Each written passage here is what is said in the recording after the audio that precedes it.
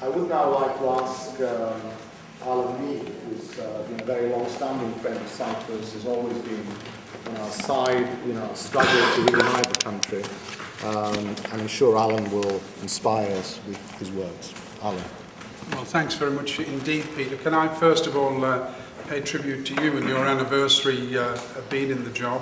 It's a very tough act to follow, or should I say, a series of acts to follow, because you've had some fantastic presidents of your organisation, and not least your immediate predecessor, who did a magnificent job.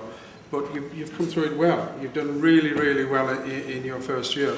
Can I tell you that there may be a vote shortly, because that's the Secretary of State who's speaking there now. But I promise you this, that I haven't, to my knowledge, got anybody at a garden party this evening or this afternoon. So I'll be coming back if the bells go and we have to go down to vote.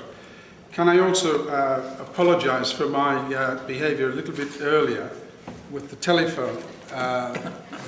Unfortunately, members of Parliament in the Labour Party have these things which are given to them, and they send you a message called rapid message, and it tells you when the next vote is, what you're supposed to be doing and where. And unfortunately, it wasn't rapid that time. It was the ex-Deputy Prime Minister who was telling me I should be with him at another meeting. But as you see, not even he can drag Rudy and I away. This also gives us a great chance this evening. If the bell goes, we've got great stand-in because we've got Tom here. Magnificent character. If ever there was a son of Cyprus, he's sitting on my left-hand side this evening. As I say, it's fantastic to see him. I, as many of you know, have a slightly different opinion than some people who are actually active on Cyprus. I actually think, like Rudy, that actually the community's got a very bad deal. The country of Cyprus, and indeed the community, the diaspora, whether they be here, Australia, Canada, New Zealand, America, wherever it might be. I think the community of the world, and not least the guarantor powers, have successfully, if you like, conditioned people to say that they've got to move away from what is a common problem and a solution to a certain series of solutions which are theirs and for their benefit and not for the Cypriot people. Let's just recall what happened in 1974. There was an illegal invasion took place and tens of thousands of people landed on the shores of Cyprus. They pillaged, they killed, they took prisoners, and they divided the island. Today, a third of the island remains divided. Half of the island's Turkish Cypriots have left because they can't stand it. Many of them are in London, others are in other diasporas around the world.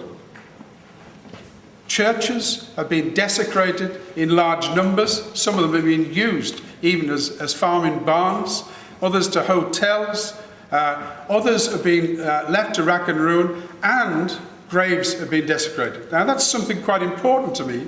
I'm the Commonwealth War Graves Commissioner. I'm in charge of 17 million graves around the world and the staff that actually look after that.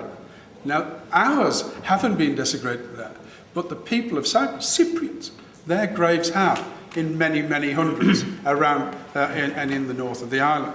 So we've just got to recall what happened there. And we've got to remember, as Rudy has said, those UN resolutions. This is not some enemy force of Turkey. It's not some enemy force of the United States or of the UK or anywhere else. It's the United Nations Forum of the world. It comes together with resolutions, and these resolutions were passed unanimous, but for one nation, the nation that actually invaded wrongly. Been to war in Kuwait. We're still at war in Afghanistan and Iraq.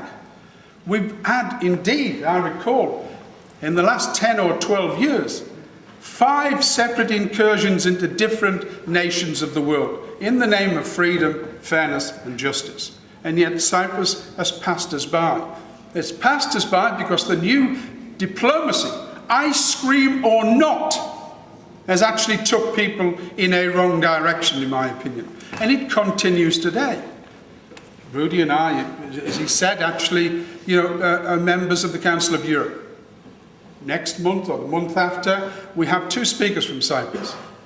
We've got Dimitris Christofias on the first day and the second day Talat. In the Bureau, the executive of the Council of Europe, a hard-fought battle was run, supported by the President, the ex-Deputy Prime Minister of Britain, myself and others, some in the Conservative Party, and we said, under no circumstances should Talat be speaking as a leader of a nation, but rather the chairman or the leader of a community in the north, because it's an illegal regime. And we managed to win that battle, I can tell you that.